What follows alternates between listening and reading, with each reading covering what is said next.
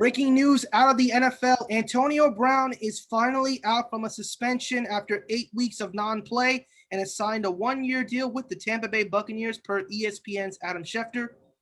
Brown was suspended for the first 8 weeks of the season due to issues stemming off the field, including a number of threatening text messages to a woman who publicly accused him of sexual misconduct. Brown will now join the Tampa Bay Buccaneers wide receiver corps and the running game, and of course, the lovable Rob Gronkowski and Tom Brady.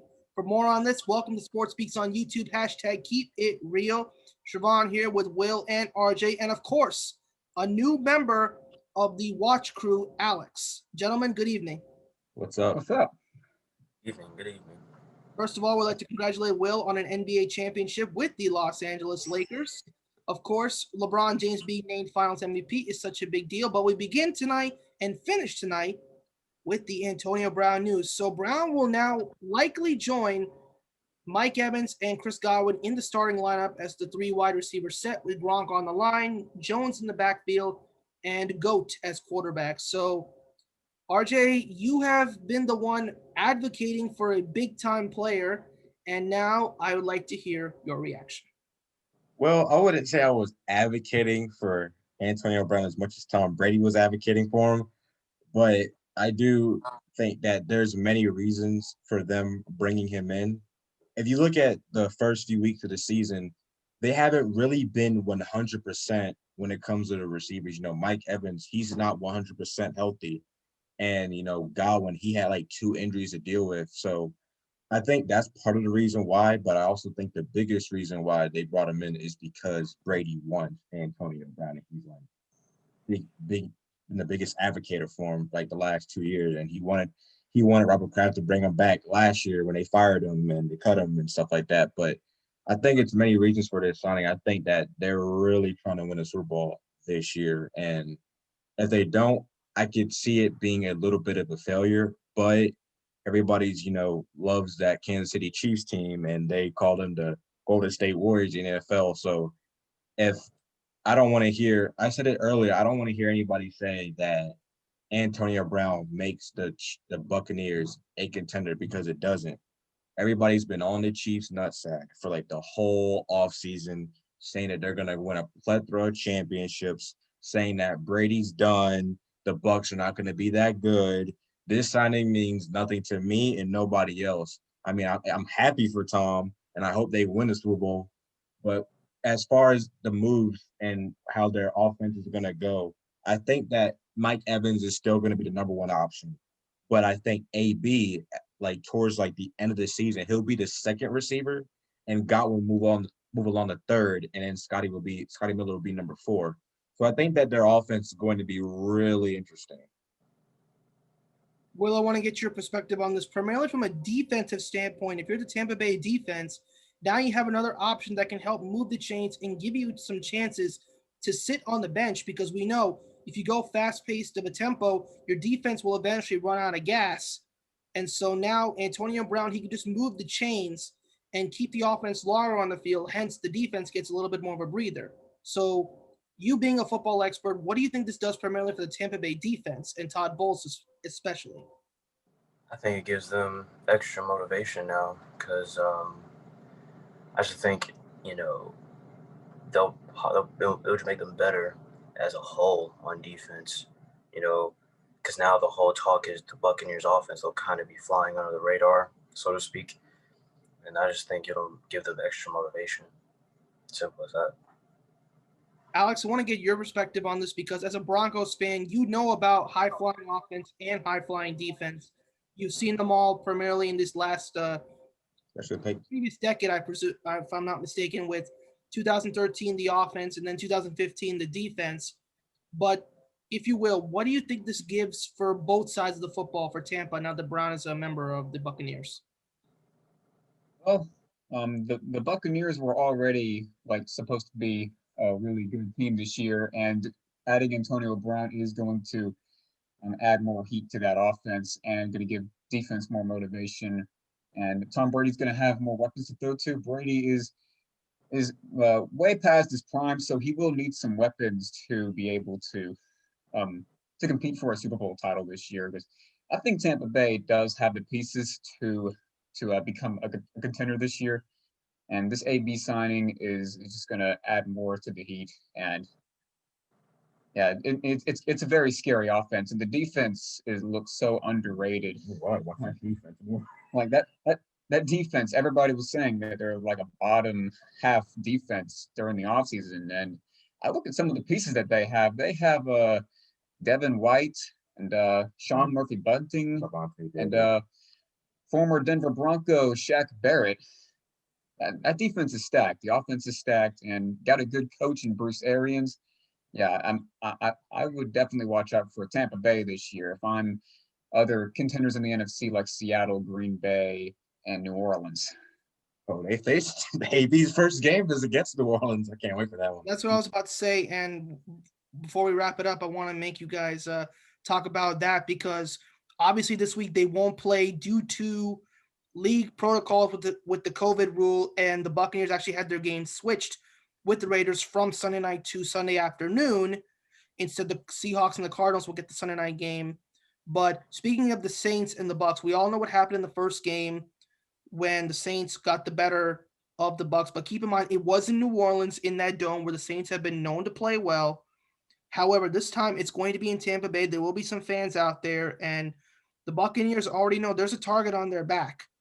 Given the fact that they are looking more and more like a favorite in the NFC, obviously the love still goes to Seattle and Green Bay, whereas in the AFC, respectively, it does go some love to Baltimore, but of course, it's all about the Chiefs.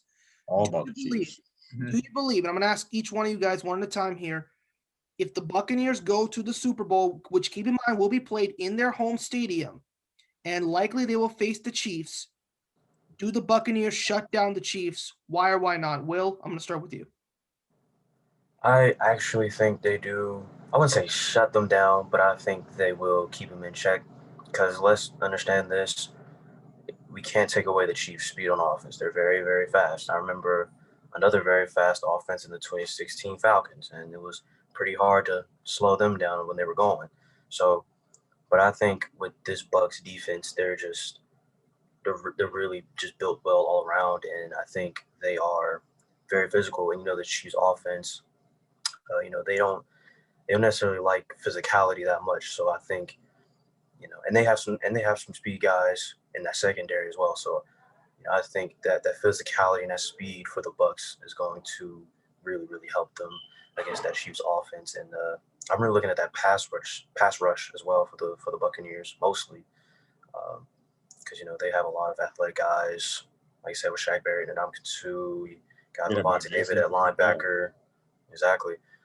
So yeah, it's just I'm really interested in that Bucs defensive line. I think that's going to be.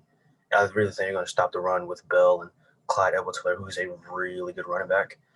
But yeah, I just feel like they're point blank. They are just a very, very well built defense all around. So they're gonna be tough. No question. And of course, they signed Steve McLendon to replace the injured Vita Vea. As you guys well know, the Jets have been trading away their players. And Steve McLendon, a locker room captain and leader, now he joins a leadership group in Tampa Bay. Some people have jokingly on television referred it to as a cemetery because of all the old players there.